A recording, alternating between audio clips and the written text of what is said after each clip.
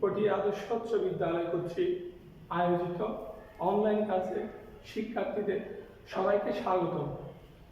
আজকে আমি নবম ও দশম শ্রেণীর জন্য হিসাব বিজ্ঞানের ষষ্ঠ অধ্যায় থেকে জাবেদা নিয়ে আলোচনা করব। আজকে আমরা শিখব কিভাবে আমরা হিসাব সমীকরণের মাধ্যমে জাবেদা ভালোভাবে বুঝতে পারি এবং করতে পারি। তাহলে প্রথমে আমি তোমাদের হিসাব সমীকরণ সম্পর্কে একটু পরিচিত করাচ্ছি।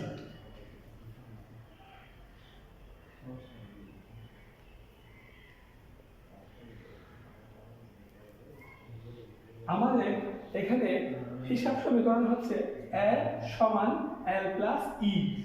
এখানে আমরা তাহলে লিখতেছি, দেখো a ইকুয়াল টু হচ্ছে অ্যাসেট অর্থাৎ সম্পদ, l ইকুয়াল টু লায়াবিলিটিস,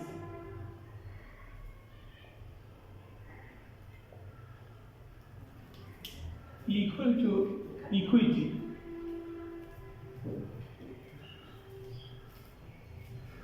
তাহলে আমরা জানি একটা ব্যবসা প্রতিষ্ঠানে যে পরিমাণ সম্পদ থাকে সে পরিমাণ দায় এবং মালিকানা সত্ত্ব থাকে। তাহলে আমরা যদি এই ইটাকে যদি একটু ভাঙি, এই ইটাকে আমরা ভাঙলে আরো তিনটে সমীকরণ পাই, যেটা হচ্ছে C plus R minus E x. তাহলে এইগুলো আমরা কি সেটা লিখতেছি, সি ইকুয়াল টু হচ্ছে ক্যাপিটাল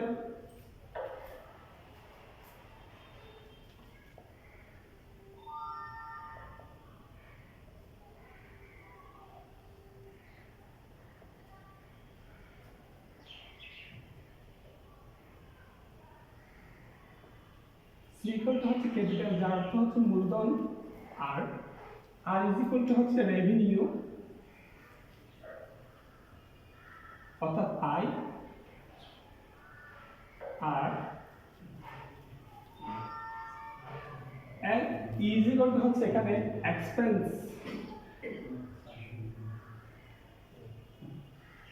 অর্থাৎ খরচ। তার মানে আমরা ই থেকে ই কে যদি ভাঙি তিনটা জিনিস পাই এখানে, একটা হচ্ছে সি, আরেকটা আর, আরেকটা হচ্ছে ই, অর্থাৎ ক্যাপিটাল, রেভিনিউ আর একটা এক্সপেন্স। তাহলে আমরা সমীকরণটা এভাবে লিখতে পারি, n equal to l plus C plus R minus x.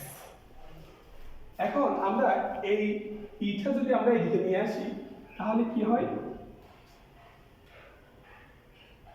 এটা প্লাস হয়ে যাবে,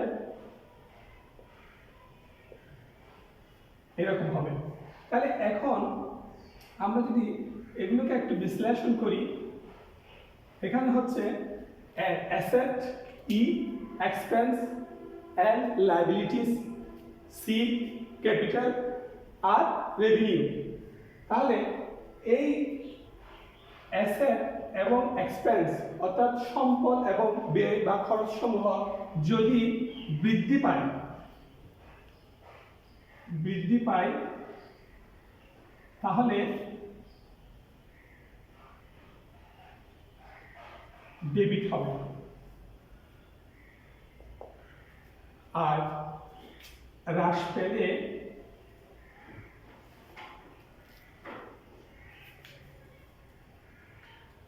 ক্রেডিট হবে। তাহলে এখানে আছে এল লায়াবিলিটিস, সি ক্যাপিটাল আর রেভিনিউ। এই তিনটা আমাদের কি হবে,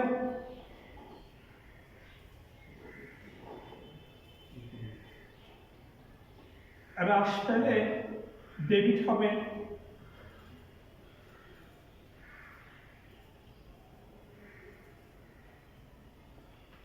আর বৃদ্ধি পেলে ক্রেডিট হবে।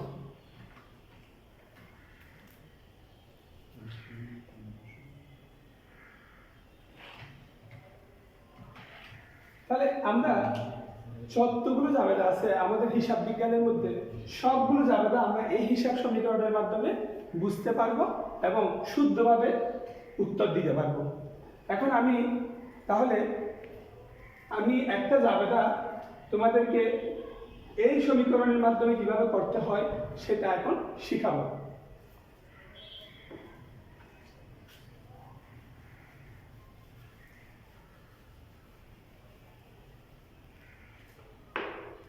আমরা একটা জাবেদা লিখতেছি,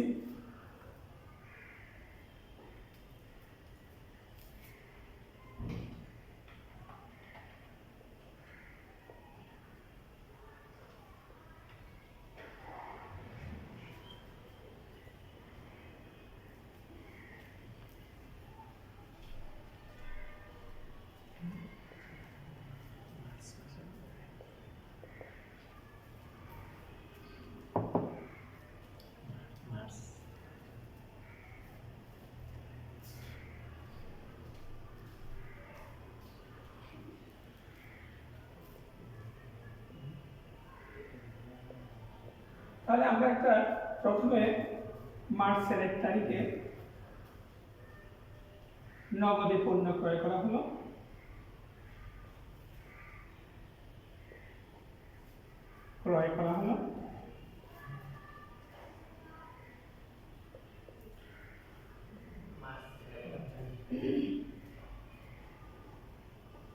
বিশাল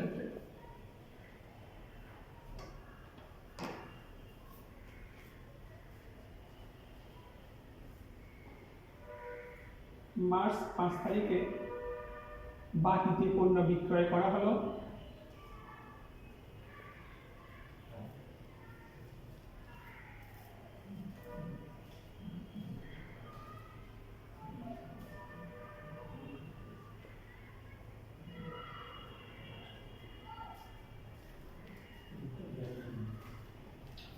টাকা।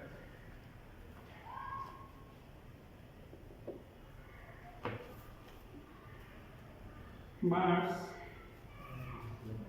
11 তারিখে দেনাদারের কাছ থেকে আদায় করা হলো,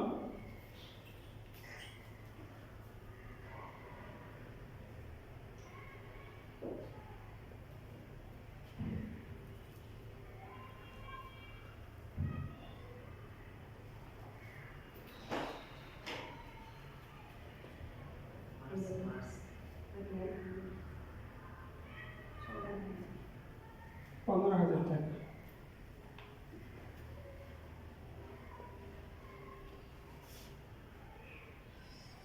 15 তারিখে কারবারের জন্য আসবাবপত্র,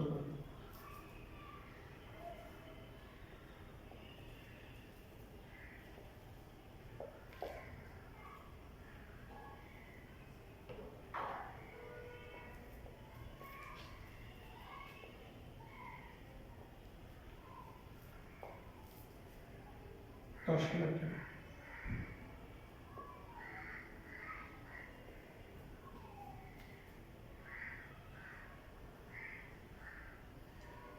মার্চ 20 তারিখে বিনিয়োগের সুদ আদায় করা হলো,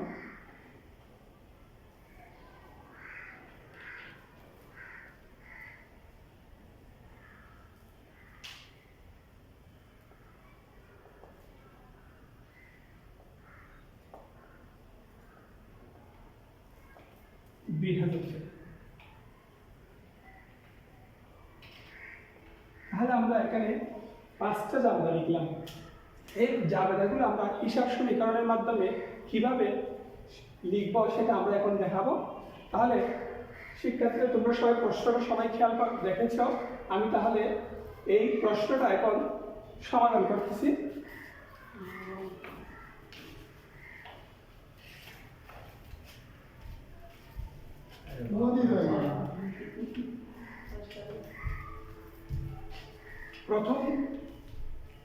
প্রথম মার্চের 1 তারিখে নগদে পণ্য ক্রয় করা হলো 20,000 টাকা। তাহলে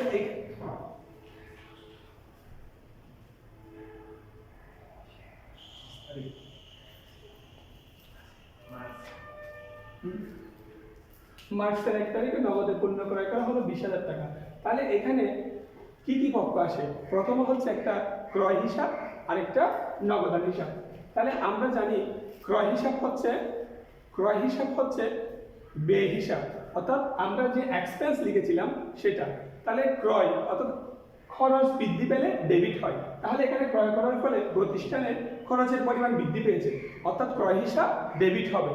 আবার পণ্য ক্রয় করাতে নগদ টাকার পরিমাণ কমে গেছে, অর্থাৎ সম্পদ হ্রাস পেয়েছে। সম্পদ হ্রাস পেলে কি হয়? ক্রেডিট হয়। তাহলে আমাদের এই জাবেদাটা হবে ক্রয় হিসাব ডেবিট মার্চের 1 তারিখে, ক্রয় হিসাব ডেবিট হবে,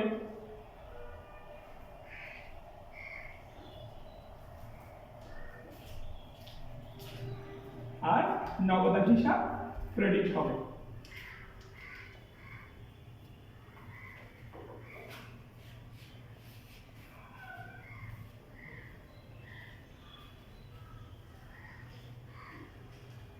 অর্থাৎ এখানে একদিকে ব্যয় বৃদ্ধি পেয়েছে কারবারে, ব্যয় বৃদ্ধি পাওয়ার কারণে এটা ডেবিট হয়েছে, আরেকবার সম্পদের পরিমাণ কমে গেছে, সম্পদের পরিমাণ কমে যাওয়াতে নগদান হিসাব ক্রেডিট হয়েছে।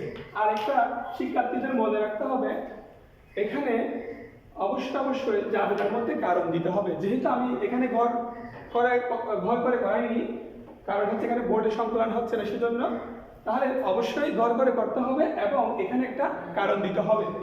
কারণ হবে এখানে নগদে পণ্য ক্রয় করা হলো, নগদে পণ্য ক্রয় করা হলো।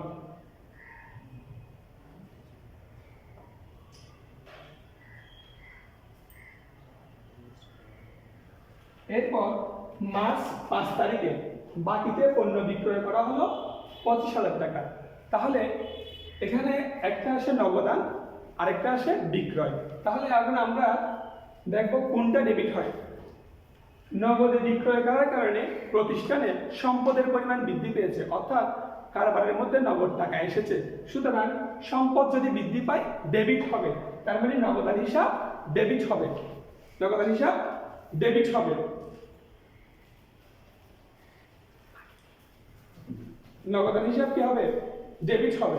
আর বিক্রয় করার ফলে প্রতিষ্ঠানে আয়ের পরিমাণ বৃদ্ধি পেয়েছে, প্রতিষ্ঠানে আয়ের পরিমাণ বৃদ্ধি পেলে আয় যদি বৃদ্ধি পায় ক্রেডিট হবে। তাহলে এখানে আমরা লিখতে পারি নগদান হিসাব ডেবিট,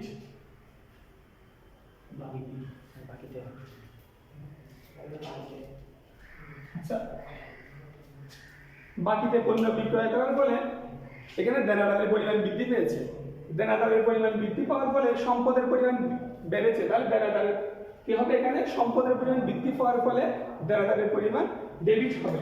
আর বিক্রয়ের ফলে প্রতিষ্ঠানে আয়ের পরিমাণ বেড়েছে, তার মানে বিক্রয়টা কি ক্রেডিট হবে। অর্থাৎ এখানে লিখতে হবে আমাদের দেনাদার হিসাব ডেবিট,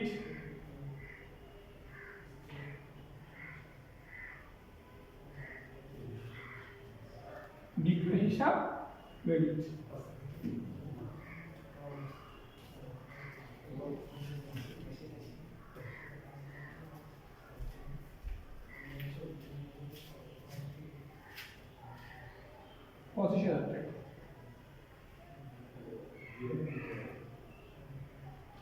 তাহলে এখানে কারণ দিতে হবে বাকিতে পণ্য বিক্রয় করা হলো,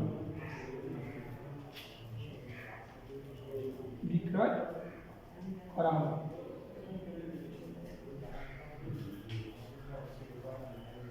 এরপরে মার্চ 11 তারিখ দিয়ে দেনাদারের কাছ থেকে আদায় করা হলো 15,000 টাকা।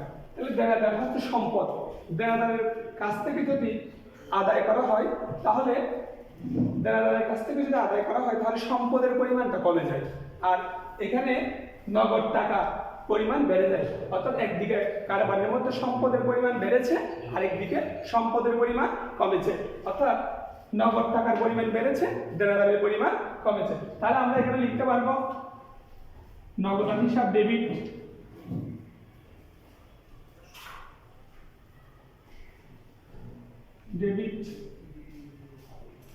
দেনাদার হিসাব ক্রেডিট।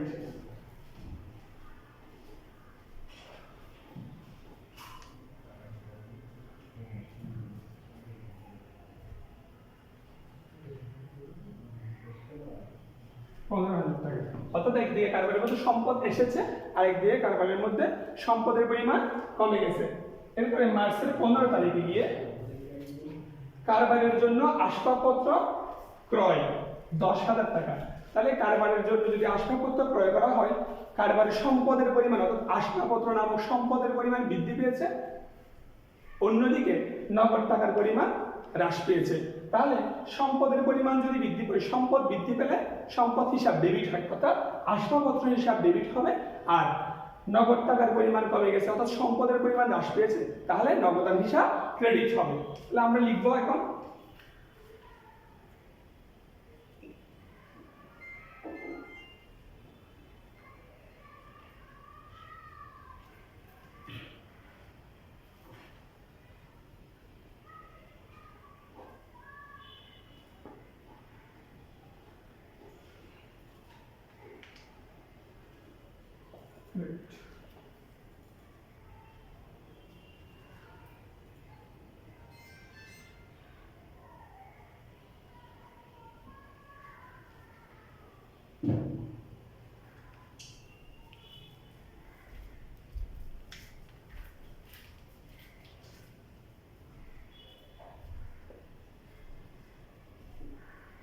তাহলে এখানে কারণ দিতে হবে আমাদের নগদে আসবাবপত্র ক্রয় করা হলো, নগদে আসবাবপত্র ক্রয় করা হলো।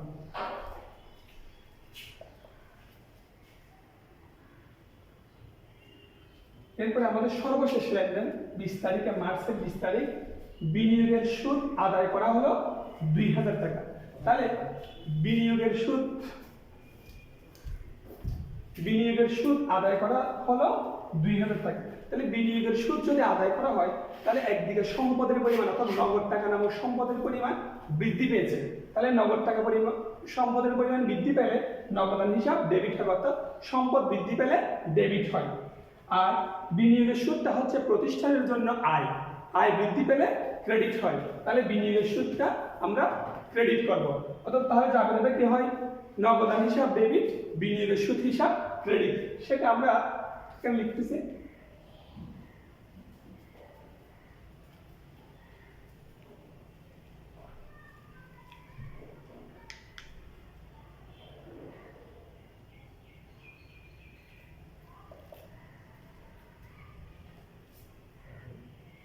বিনিয়োগের সুদ হিসাব ক্রেডিট হয়।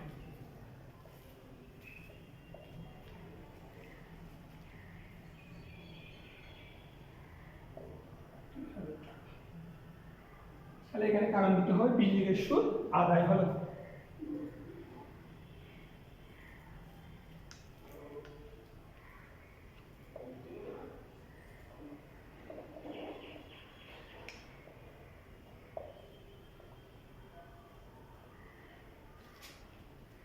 তাহলে শিক্ষার্থীরা, আমরা আজকে যে হিসাব সমীকরণ শিখেছি, এই হিসাব সমীকরণের মাধ্যমে যতগুলো জাবেদা আমাদের বইয়ের মধ্যে আছে, উদাহরণের মধ্যে আছে, সৃজনশীলের মধ্যে আছে, সবগুলো জাবেদা আমরা এই হিসাব সমীকরণের মাধ্যমে সমাধান করতে পারবো।